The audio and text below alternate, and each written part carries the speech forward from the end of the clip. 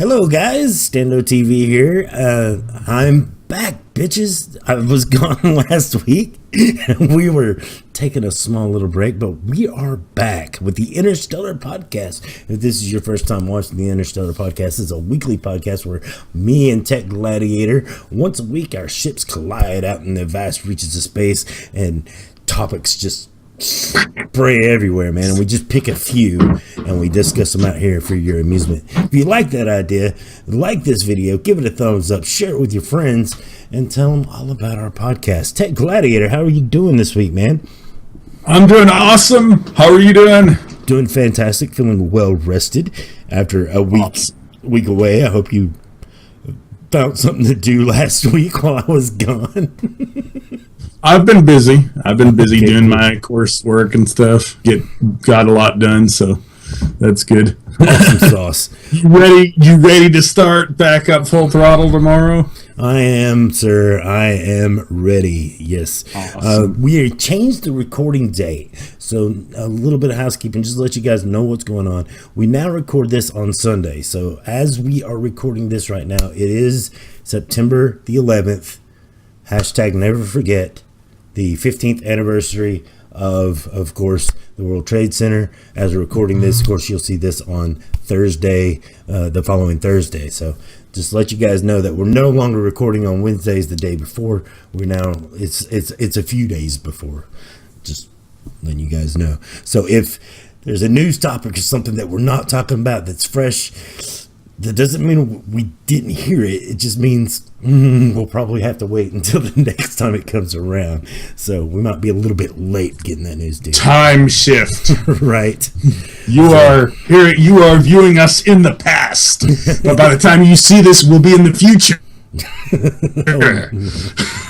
The future is now. There you go. And later. And later. Well, let's waste no time. Let's talk about our topics. First up, I'll go ahead and start off. Nintendo is shutting down 500 and I believe it was 500 and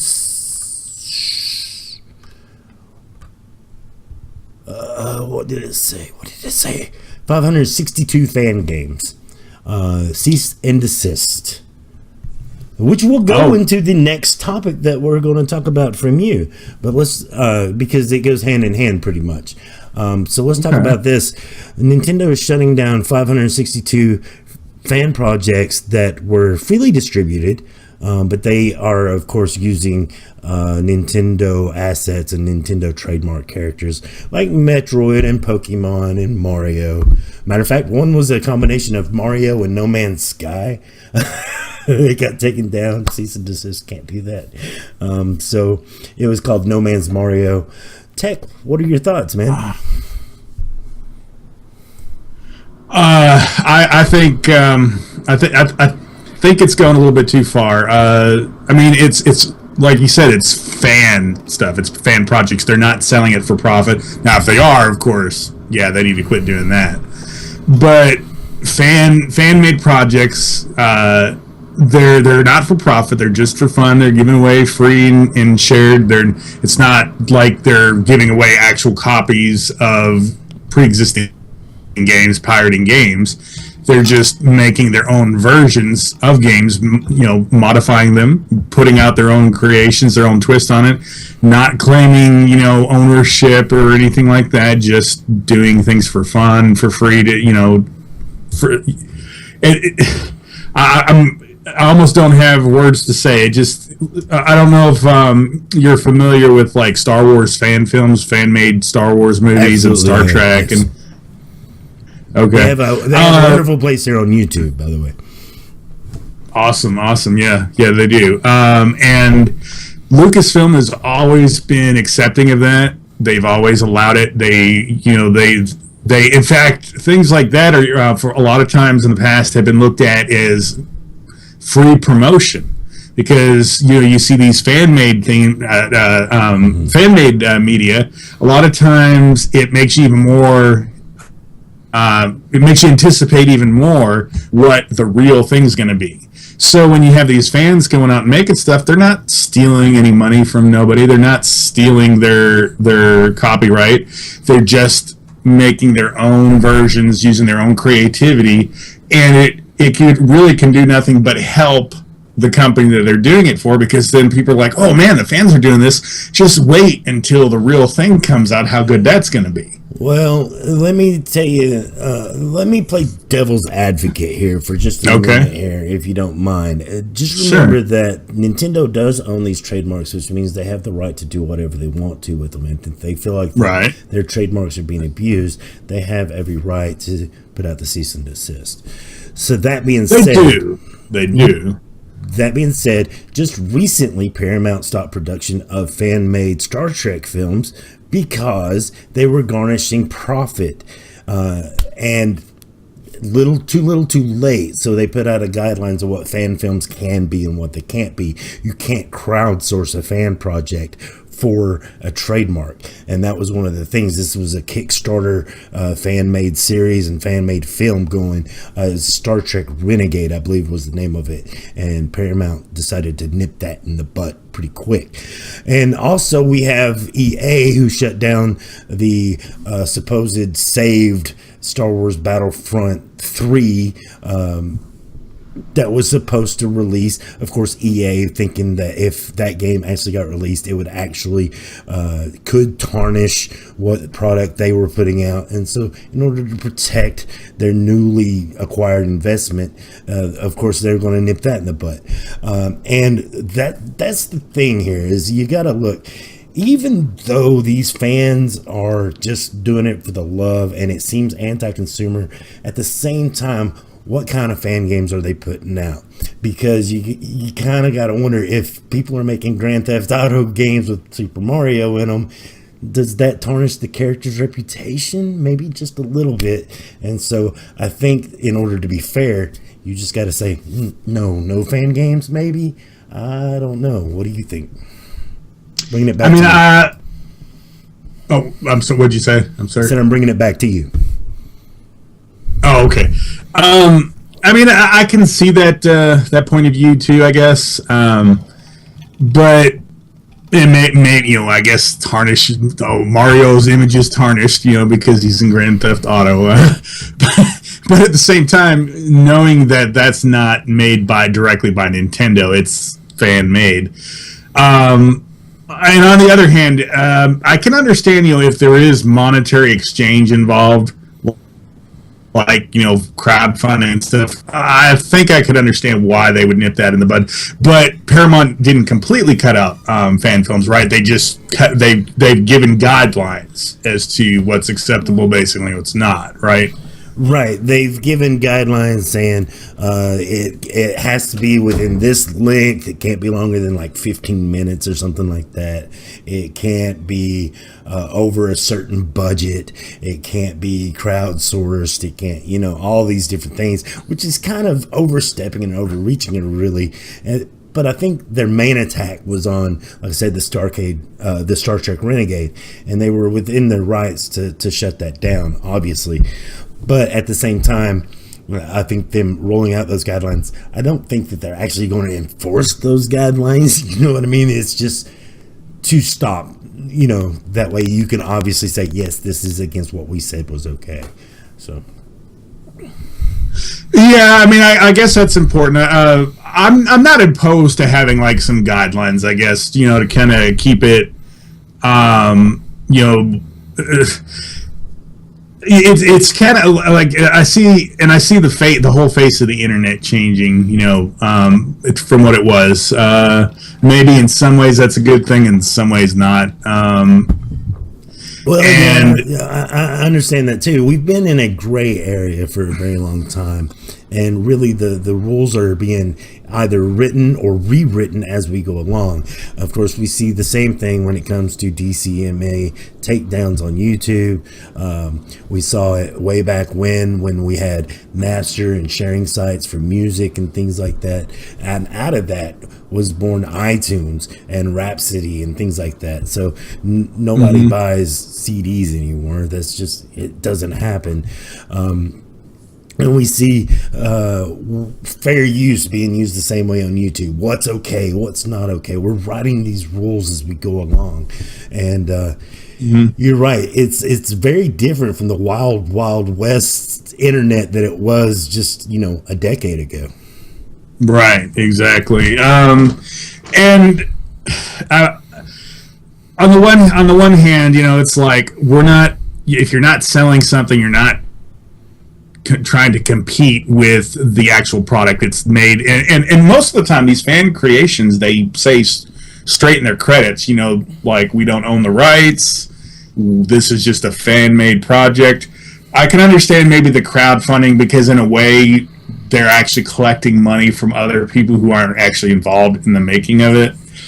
That's kind of getting on the touchy edge of, like, now you're getting money. Maybe it's not for profit. Maybe it's all the money strictly for the production. But, how transparent is that? How much money are keeping? So I can understand that. That's kind of on the iffy side. But otherwise, as long as, I don't know about the length thing, because, somebody really might have an ambitious project and stuff, and now they might, like, oh man, I only got 15 minutes to make this in, I hate that stagnation, and I hate all this copyright stuff that's going on, and now Nintendo shutting down fan-made games. Granted, I don't think I've ever actually tried any of them, but it's something I probably would have liked to try. Were they making any money off of it? I don't think they were. They were probably on their own computers just putting this stuff together. No, definitely not. They weren't making profit off these games. But Nintendo's a little bit more. They were freely distributing them, and some of the games that they targeted, I'm not okay with. My true feelings on this, of course, is that a lot of these are like level editor games. For example, a Super Mario World that's very loyal to the original Super Mario World. Maybe this one's a little bit harder, and it's laid out different, and maybe it moves faster. Of course, you die a lot more, and things like that. I'm okay with that. Like the Metroid that they released would be like, Nintendo's not going to release a Metroid game, so we're going to take the original Metroid and do something new with it. And it's 2D, plays the same way, doesn't really tarnish Samus or the brand or anything like that. And I think that would have been okay to let it just go, let it blossom and do its thing. And a lot of times what happens is people take these hacked games and they speedrun them. They get really good at them, and so these new hacks come in, they speedrun these for charity, but Nintendo decides, you know what, it doesn't matter, because we got to protect our trademarks. And at the end of the day, that's just what it comes down to. I don't agree with every instance that this happened. Some of it I can understand, but at the at the true core, I just wish they would let it go sometimes. Yeah, I mean, because really, in the long run, what are they hurting, and how many mainstream people out there really even know about these things? Like, I was barely aware of fan-made Nintendo games, barely aware of it. So think about your lay people out there, your average people out there. They probably don't even know they exist. So is it really hurting Nintendo that these fan-made things are being made, not taking any money? They're just there. And if anything, it just advertises Nintendo. Really, I mean, I don't know what else really to say. I don't feel like it's hurting the company, and it's, yeah. Continuing somewhere in the same vein, let's hear your topic, Techgladiator. Okay, so a lot of people, myself included, didn't get Fallout 4 on PC. They got it on PlayStation 4. And they got it with the understanding that, along with Xbox One and, of course, PC, that there were going to be mods available that you'd be able to play. And that for the first time, we were going to be able to play mods on consoles. And so it's like, so it didn't matter what platform you bought it on. If you were hoping to play mods, you could get it on PC, you could get it on Xbox One, and you get it on PS4. No matter which one, you'd be able to get mods.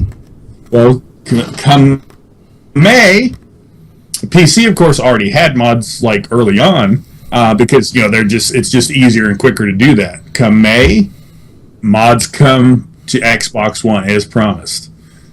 Yeah, there was some bumpy roads with people stealing stealing credit for mods, republishing a mod on a console and saying they published it. Mm-hmm. They seem to have ironed out all that. That stuff's all good, and other than that, they've been working fine on Xbox One. Everything's good. There are certain mods that just don't work on consoles because there's some additional modding that go even beyond the standard mods, like the Skyrim script extender that just wouldn't work on a console, and there's some mods that require that. But your average, regular standard mods, which there are a ton of, work fine. Don't have any problems with Xbox. There was a delay with the PlayStation 4 ones there for multiple reasons. Sony having proprietary formats that made it difficult for assets and mods initially made on PC working on Sony. The textures were different formats, sound files were different formats. Right. This is a proprietary software problem, not a hardware problem, of course, because Sony uses x86 hardware, so it was just adapting to the new software. But yeah, I'm with you. Exactly. So it wasn't that the PlayStation 4 wasn't capable. Absolutely, it was fully capable. They just had to get through those. But then beyond that, there was still no news for the longest time, and it's like, are we going to get them? And then it's like, well, the Skyrim Special Edition is coming soon, and that also promised mods on consoles too. And I had heard too that they didn't have any news yet, but that they would be available before the Skyrim Special Edition because they, of course, wanted to have them on there too. But then Friday, a lot of you probably have already heard this. We got a lot of us anticipating this, got the bad news with the blog post from Bethesda saying, after months of discussion with Sony, we regret to say that while we have long been ready to offer mod support on PlayStation 4, Sony has informed us they will not approve user mods the way they should work, where users can do anything they want for either Fallout 4 or Skyrim Special Edition. So it's not that they won't allow mods altogether, but Bethesda wants the mods allowed in a certain way because they have always just let the modders have at it and do whatever they want. Unlike Nintendo or Paramount in the case of Star Trek fan films, no limitations. You can do whatever you want. If you can create it, you can do it. And Sony doesn't want mods on PlayStation in that way, unpoliced, rampant, where you can just do whatever they want because they're concerned about licensing and things like that, copyrights and everything like that. Xbox One, on the other hand, which Xbox was quick to tweet that among the other things that they're able to do that PlayStation 4 can't do, that they support mods. As soon as this announcement was made, they turn around and go mod support on Xbox One is available with no limitations or anything like that. What are your thoughts, Dan? A lot of people are getting mad at PlayStation, and I kind of understand PlayStation's side right here. Okay, they have a lot to lose. PlayStation is the only department over at Sony that is actually profitable right now. That comes to PlayStation software, that comes to PlayStation hardware.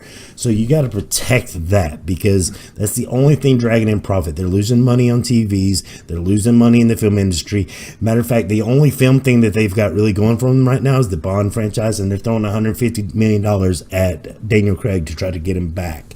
So, that tells you how desperate they are to hold on to things that are working good and successful. I think this is a safe move on Sony. The thing is that they are worried about licensing fees.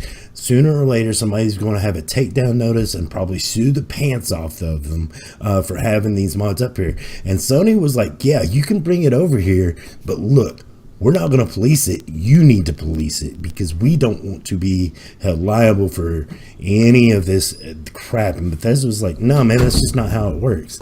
Sorry. You've got to police it yourself if you want it policed and stuff like that. And it is a problem because, like we were talking about this the other day.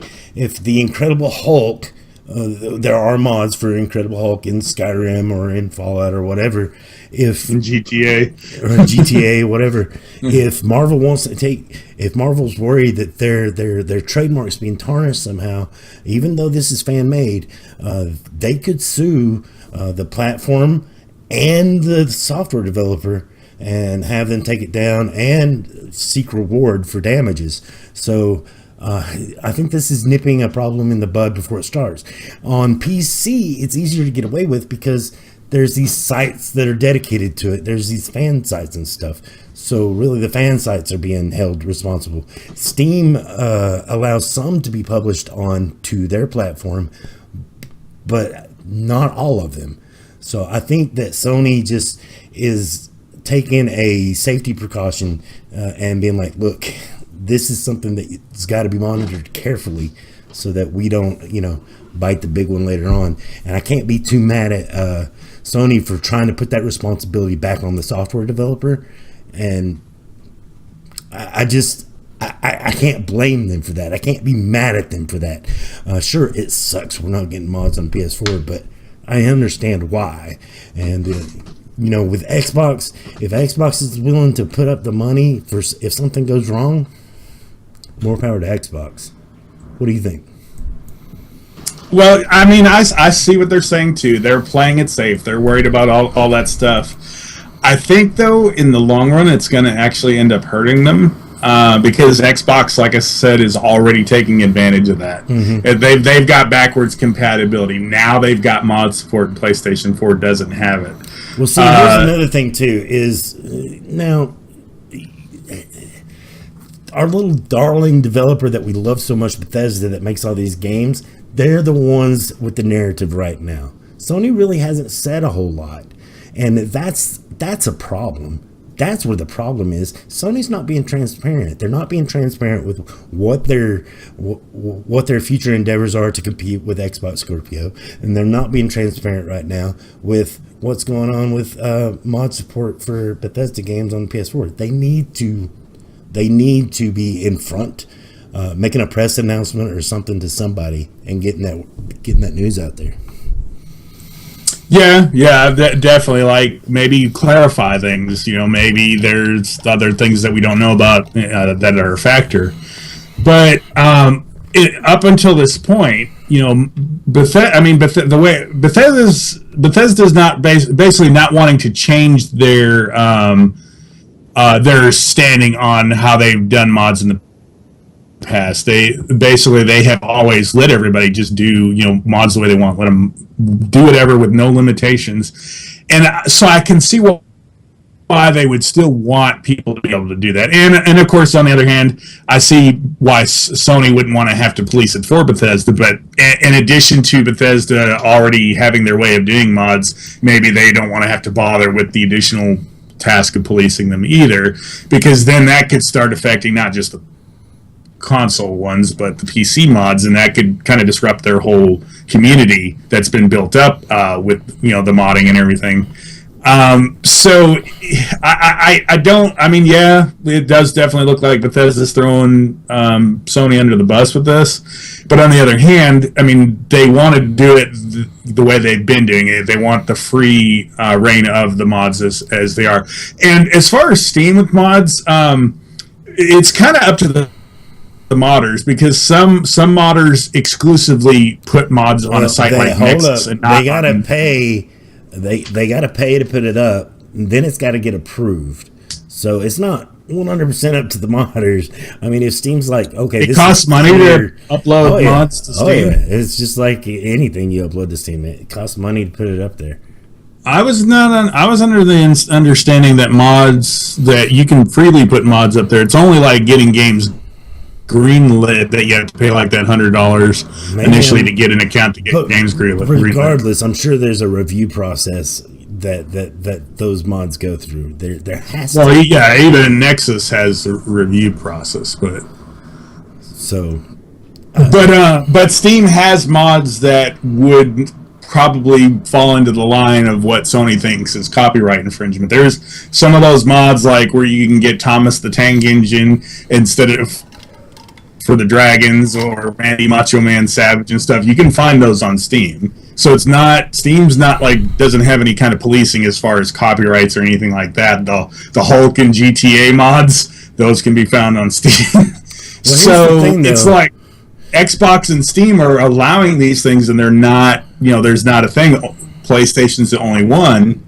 And this, I mean, I understand why they're doing it, I do, but it could kind of backfire on them. Well, here's the thing. It's kind of like what we were talking about in our last topic with the Nintendo shutting down all those games, and with Paramount, shutting down these fan films for... You never know when the trademark holder, the copyright holder, is going to have an issue or a problem, and what they consider damages to their product. You don't know. So you don't know what it's an unvariable cost. You know what I mean? Like it's open. Okay, so they'll put out a cease and desist, and they'll take that mod down. I mean, Xbox does not seem to be worried about it. There's some companies though that will require, like, if you took Sony to court because let's just say you took Sony to court, right? Because they used one of your creations in a way that you didn't approve of. Now, let's say that you found that was harmful to your product, okay? Would you not seek damages earned for that? But the thing is Sony's not making the mods; they're just making them available. It doesn't matter. They're going to be held responsible for them. That's what I was trying to tell you earlier. Because it's on their platform, they will be held responsible. Just like Bethesda, who allowed this to go on, will be held responsible. That's where the argument here is. Because Sony's saying you got to police it, and Bethesda's saying no, you got to police your own if you want to do it that way. But here's the other thing though too, is it's not like the mods are going to be on the PlayStation Store. You're only going to be able to access them directly through the game menu. So yeah, the game will be loaded on PlayStation 4, but it's actually going to be Bethesda providing the access to the mods. The only part where Sony is involved is that they're going to be able to be downloaded through the network, but it's going to be on access through the game menu itself. It's not like you'll go on the PlayStation Store, look for Fallout 4 mods, and download them from the store. You're going to download them from within. I understand that, but what I'm saying is when the Thomas the Engine Tank guy gets mad, right? when the guy finally gets fed up and says, "No, you can't use Thomas the Tank Engine anymore," he's going to put out a cease and desist. He's going to say, "You've abused my product and you owe me damages. And here's who I'm going to sue. I'm going to sue Bethesda because they're the ones who developed the game. We're going to sue Sony because it was held on their platform. And we're going to sue Xbox and Steam. We're going to get my money." Maybe that could happen. And maybe that's what Sony's worried about. But up to this point, it hasn't happened on PC, and then it's not happened since Xbox has allowed on theirs. Again, up to this point, and Xbox doesn't seem to be worried about it. They're not concerned about it. So yeah, okay, but up to this point, the 562 fan games that were going on were okay. Till one day they weren't. That's you got to think. Were they okay, or had Nintendo just not gotten around to... probably not gotten around to it. It's just like, are these mods really okay, or have companies just not noticed them? Do you understand what I'm saying? Well... Are these mods okay? Yes, I do understand what you're saying. It just, to me, mods have been available for as long as PC gaming has been around, almost, it's for it to be a factor at this point. There's been plenty of time people have had to, if they were concerned about copyrights, for that to have already occurred. The mods. Bethesda's had mod support for their games since Morrowind. I'm just saying the thing is who's policing it? Who's taking responsibility for it? PlayStation doesn't want to take responsibility for it and says, "No, right." you've got But to yeah, police it." I get that. I get that. We've talked It's about. not an issue now, and it's not been an issue up to that point, and I agree with that. I 100% agree with that, and it sucks that Sony's not going to do it. I am defending Sony on the playing devil's advocate here, simply on the basis on when does it become a problem. But on the other hand, I feel like it's going to backfire on them because they it already has. Xbox. That's what I'm saying. I totally agree. PlayStation needs to be more transparent, but that's PlayStation. Sometimes the left hand doesn't know what the right hand's doing. I want to trade in. I want to trade in my PS4 copy of Fallout 4 so I can get the PC copy because I want mods. I'm just saying. There's the thing. People are going to be like, well, I want this game. Skyrim Special Edition's coming out in October. And there's people that want it because, like, oh, mods. Oh, but it's not going to have mods on PS4. Well, guess what? I'm buying me an Xbox, and I'm going to buy the Xbox copy. Because I want mods on there. I don't just buy the PC copy. I don't know who doesn't have Skyrim on their laptop already through the Steam library. Good grief. You still need to get the DLC so that you can get the special edition for free. I don't care about the special edition. I played that game 100 different ways. Even if you don't care, you should get the DLC so you can play Dawn Guard. And even if you don't care about the Hearthfire stuff, Dragonborn, which adds a whole new area and stuff, quests.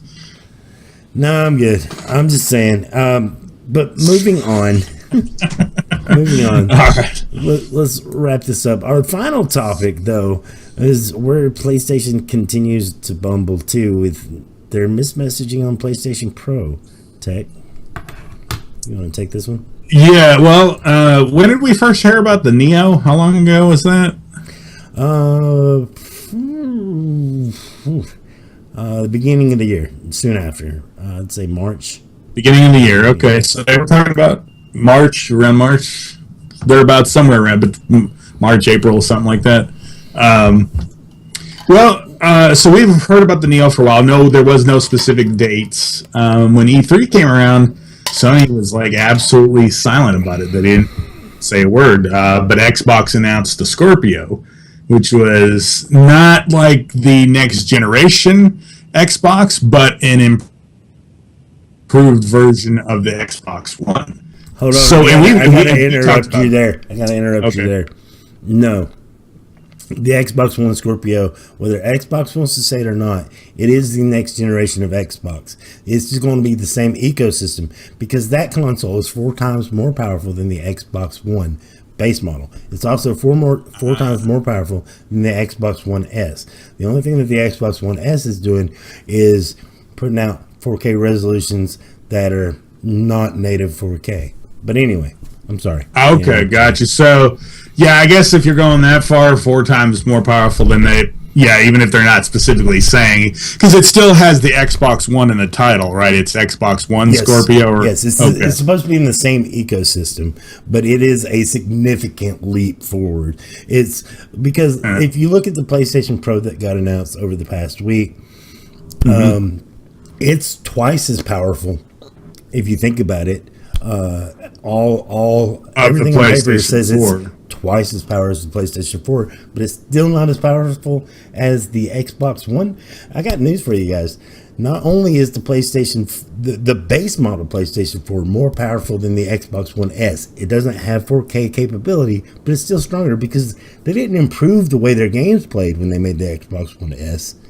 They made it more cost efficient and gave it some 4K output for a 4K Blu-ray player and 4K streaming device. So that's what the Xbox One S is. But the games itself, it's not really much more powerful for the games itself. Yeah, that's one of the weird things is Sony. What they've done is, if you think about it, they took the PlayStation 4 you like now, made it cheaper, so you can get it $100 cheaper. Doesn't put out 4K. It's just the same PlayStation 4. It's called PlayStation 4 Slim. So it's a little smaller and it's cheaper. But otherwise it's the same. Yeah, otherwise it's exactly the same. The PlayStation 4 Pro is much like the Xbox One S is to the Xbox One. It is a little bit stronger than PlayStation 4 that puts out 4K. That's all it is. It's just for upscaling games to 4K. It's streaming your media at 4K. Unfortunately, it doesn't have a 4K Blu-ray player, but I think, like I said in my last video, Sony is moving on, and they've even stated as much, is that they're following these technological trends that says that people don't buy Blu-rays or DVDs anymore, so why charge them for an extra piece of tech and put it into the system when they're not going to use it? True. Shoot, what was I going to say? Basically, though, the PlayStation 4 Pro isn't like the next generation of PlayStation. It's just a slightly more powerful PlayStation 4. Right. It's still PlayStation 4 Pro, but the Xbox One Scorpio really is the next generation of Xbox. Absolutely. But it's only like been a few years since the Xbox One came out in the first place, and they're already putting the next gen. What we see is that if you're new to console gaming or you've only been around for a couple of generations, the Xbox 360 and the PlayStation 3 are actually abnormal when it comes to console longevity. These consoles lasted for 8-9 years, whereas the normal lifespan of a console is usually between 4 to 6 years. Matter of fact, back in the early days when Nintendo came out, we got it here in the West in '85, and we got the Super Nintendo in 1990. 5 years, man. And that's been the same through PlayStation 1 came out in, I think, 95. In 2000, at the end of the year, man, we got a PlayStation 2. So that's a little over 5 years. And then PlayStation 3 came out in 2006. Right. PlayStation 2 had a little bit of life still for like a couple years after PlayStation 3 came out. But they still had the next generation out before the life cycle. And then we look at of PlayStation 2. And then you can also look and speculate on how short the Nintendo NX life cycle was. You can look back at Nintendo's hardware as far back, like how long was the life cycle between N64 and GameCube and the Wii, and the Wii and the Wii U. Yeah, typically it's between 4 to 6 years. Something special happened with the PS3 and Xbox 360 because the attachment rates were so high that they ended up lasting a little longer, and we were squeezing every little drop out there towards the end. So I don't think it's out of the question to say that because the PS3 and Xbox 360, the jump from their predecessors was significant. It was a huge jump from the PS2 to the PS3. It was a huge jump from the Xbox to Xbox 360. This last time around, when we got to the PS4 and Xbox One, that jump was marginal. So I don't think it's out of the question to say that PS4, maybe a PS5 or another PlayStation named device will be coming in 2018 to compete with that Xbox Scorpio. If Xbox wants to move the goalpost a little bit, to me, that's what happened. Is E3 come out, they blindsided everybody by saying, you know what, we lost this console generation, so we are going to put out a powerful device in 2017.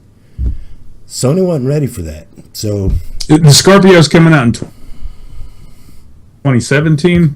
Yep. Holiday season 2017. Or later this year.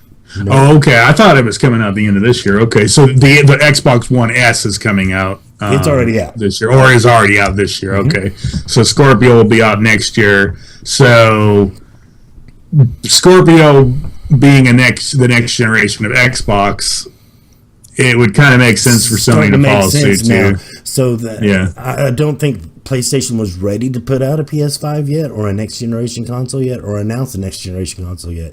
I don't think that the PS4 Pro was meant to compete with Scorpio.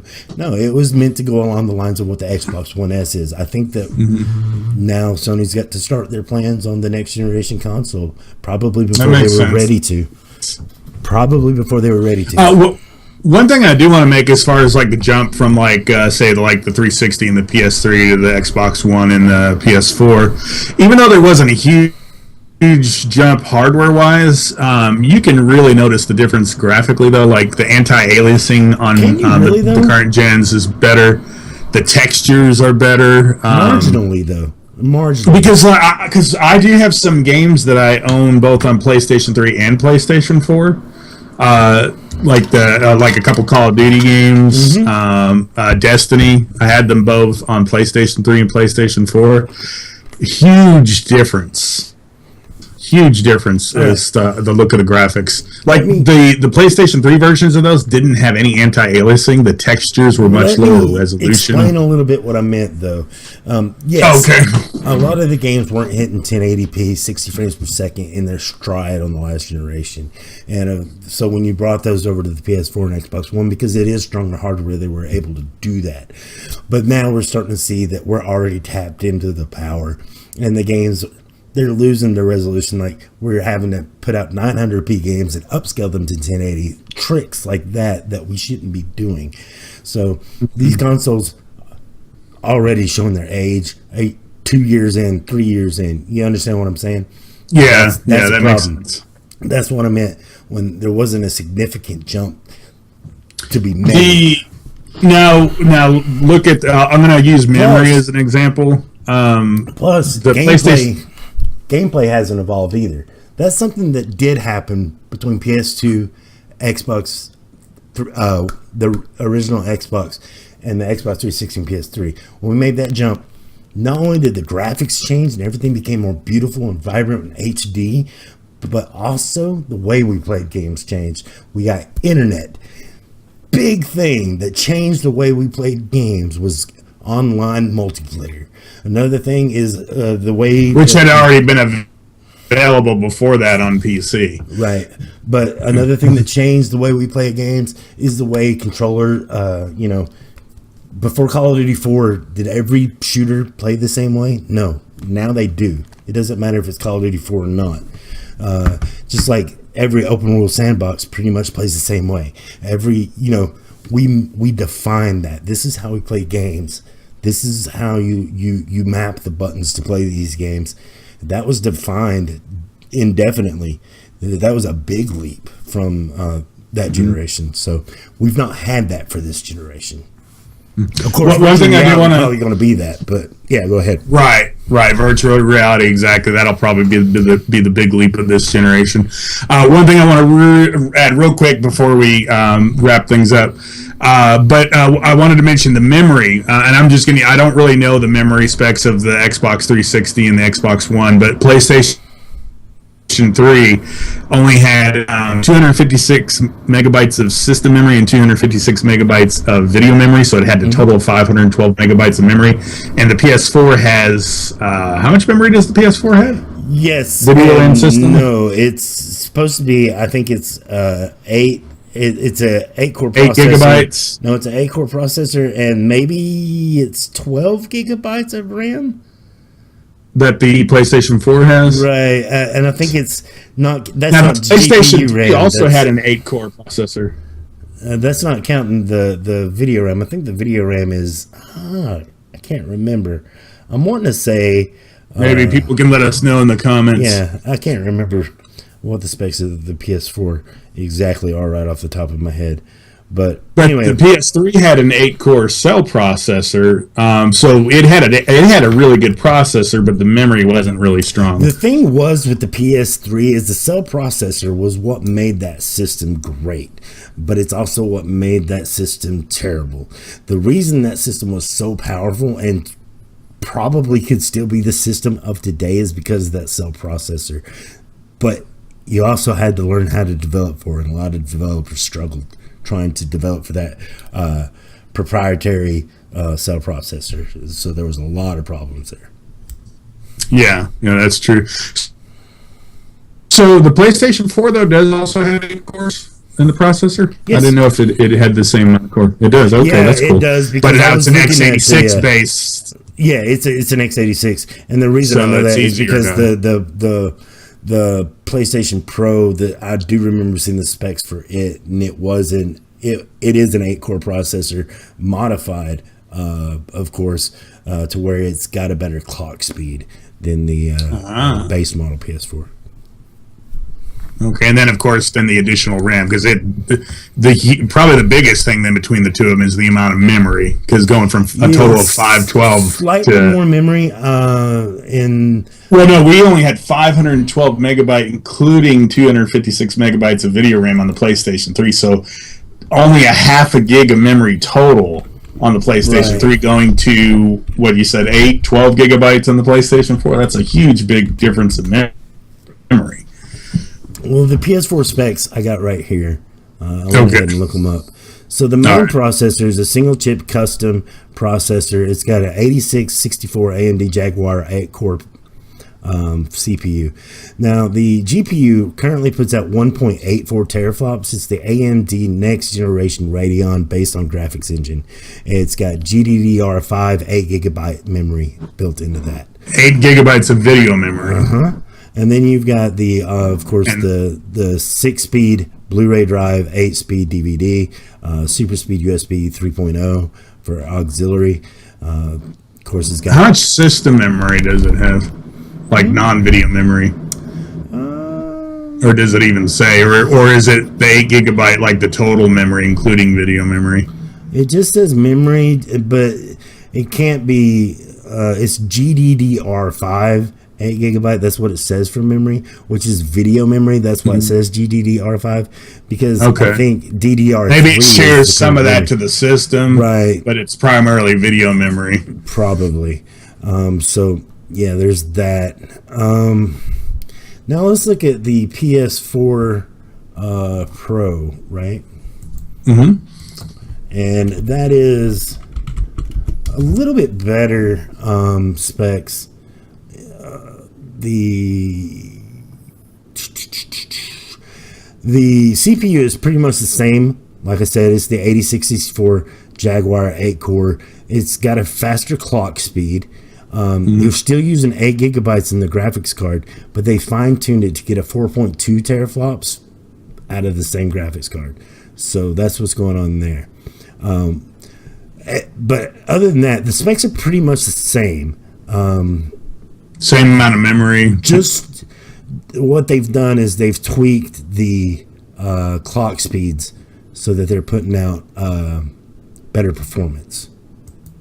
Twice as much performance as the standard. So you don't have to adjust the price that much. So it's basically more of a they've just kind of increased the speed of the processor. Otherwise, pretty much it's the same specifications. Okay. Pretty and that's why they're able to offer it at the same price as the PlayStation 4 initially. Yep. And that's another thing to get into too, is this Xbox One Scorpio.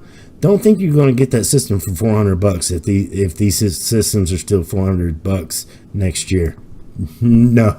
That Xbox Scorpio is going to be around $600 at the least. Wow. Of course, if you're wanting to get like a good VR, if you're looking to consoles for your VR and wanting to get like the PlayStation VR, but you're also wanting to get the PlayStation 4 Pro, that's going to be $800 between the two of them there. Well, you know what? You can use your standard, if you do get like both I said, the only thing that the Pro is doing is the 4K upscale. And if you don't have a 4K TV, your current PlayStation or the PlayStation Slim is the way to go. Speaking of that, even for VR. Speaking of that, now there are some games that are going to be natively 4K that actually will be 4K games, not just upscale to 4K. Some, not all the games. There are they have announced like a specific set of games. I haven't seen the list, but there's a list of games that are actually going to be 4K. Maybe indie games, not your AAA games. There's no way they're going to not for $400 system are you going to get a native AAA 4K experience. It's going to be upscaled, probably from 900p or 1080p, whatever the base model is. They're going to upscale that to 4K. You're going to have smoother loading times, but they're not even talking about frame rates. They're talking about frame rates being locked at 30 FPS on the PlayStation Pro. That way, you don't get an advantage on the system and over the original PlayStation 4, and also sorry, it's just the way the games are. It's the way they look best. No smearing, so you gotta slow that frame rate down. It's just the way it is, unfortunately. Matter of fact, I would say that if you're going to get into 4K gaming, and this is my suggestion, I don't think the next gen is that far away. So if you're going to get into 4K gaming and you're going to get into virtual reality, this is all early adopter stuff. Right now, 4K is very early adopter. So is virtual reality. I would wait for the next console. Just wait for the next generation.